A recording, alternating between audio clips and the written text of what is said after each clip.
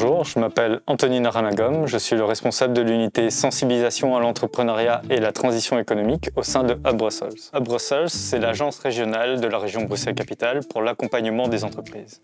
Les entreprises entendent de plus en plus qu'il faut se digitaliser, mais ne savent pas toujours ce qu'il faut faire. On a un réel enjeu aussi sur les enjeux climatiques, les enjeux environnementaux. On peut faire d'une pierre deux coups et réfléchir à sa digitalisation de manière responsable. Pour les entreprises, se digitaliser en intégrant ces aspects des enjeux environnementaux et sociaux, c'est vraiment important parce que ça peut permettre de créer une différenciation par rapport à la concurrence et donc un avantage compétitif, mais aussi d'augmenter l'attractivité au niveau des talents pour l'entreprise. Dans l'espace européen, on voit aussi que le cadre réglementaire est en train d'évoluer avec des mesures importantes comme le Green Deal ou Fit for 55.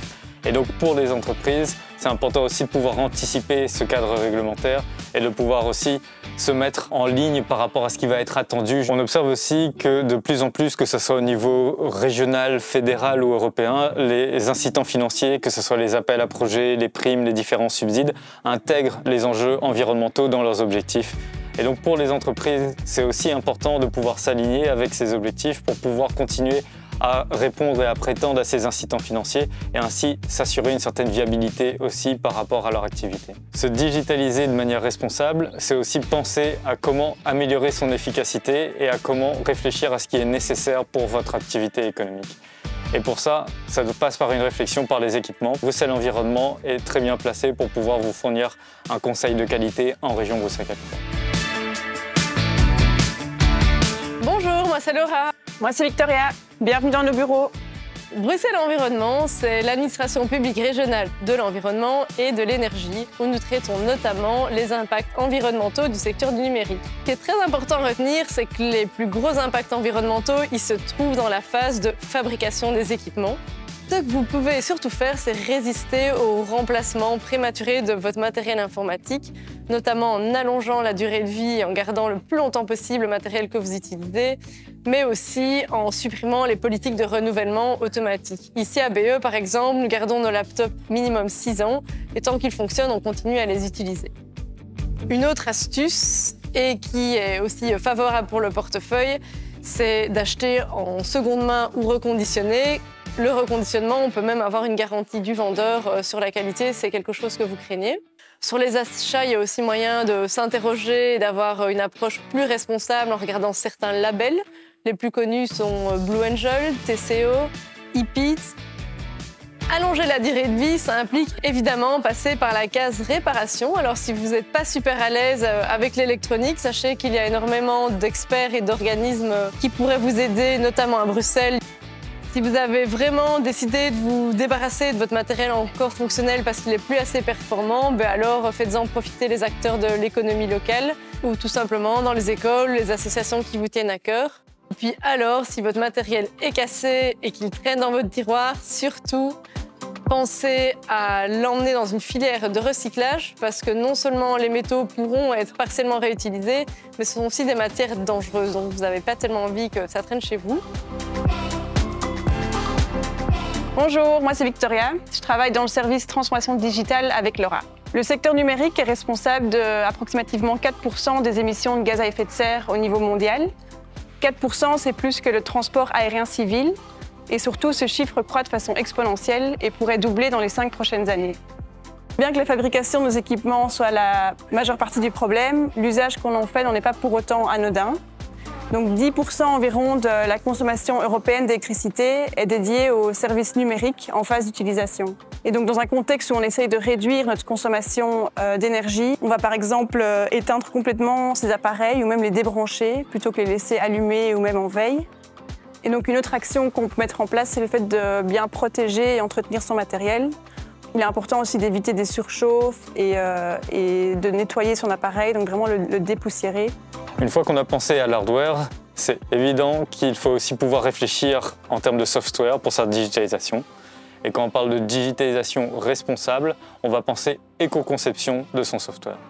En région Bruxelles-Capitale, on a la chance d'avoir des experts en éco-conception qui peuvent vous conseiller. Alors bonjour, je m'appelle Pascal, donc je suis designer et cofondateur du collectif Jeudi Matin, qui est un collectif de design responsable. On est ici dans les bureaux de Cobea Coop. Donc Cobea Coop est une coopérative de design web. L'éco-conception, ça permet de faire des choses simples.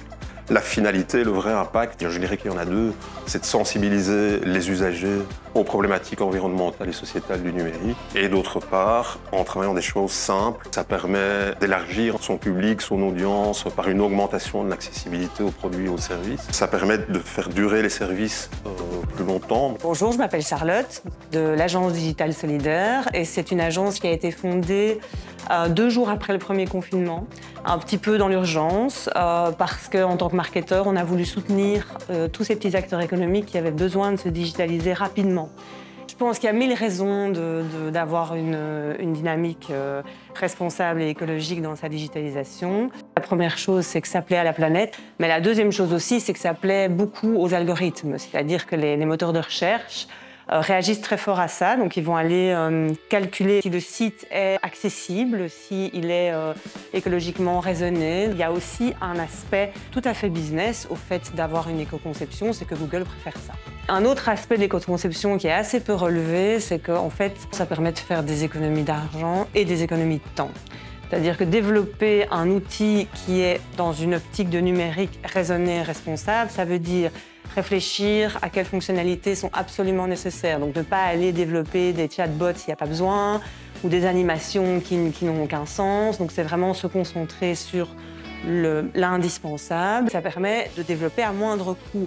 Encore une raison supplémentaire de faire de l'éco-conception, c'est qu'aujourd'hui, le secteur légal est vraiment en train de bouger. Alors non seulement il y a tout l'aspect GDPR de respect des données, où effectivement il y a énormément de règles qui sont édictées et qui sont respectées, je dirais, par 0,1% des e-shops belges, alors que fondamentalement c'est dans la loi. Au-delà de ça, la législation à propos de l'éco-responsabilité des sociétés est en train de bouger. Et donc on voit des certifications qui émergent, comme B Corp, etc.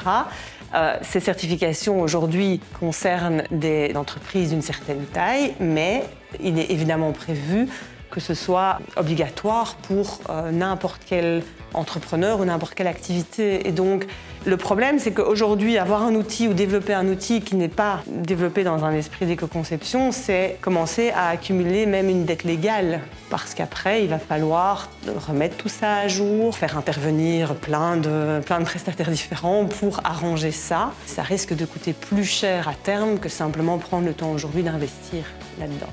Sur notre site du 1819.brussels, vous retrouvez toutes les informations sur cette thématique de la digitalisation responsable, avec un ensemble d'outils et ressources pour pouvoir vous aider, vous aiguiller. Et n'oubliez pas, dans votre processus de digitalisation, à venir chez Hub Brussels, on est là pour vous accompagner et pour vous soutenir.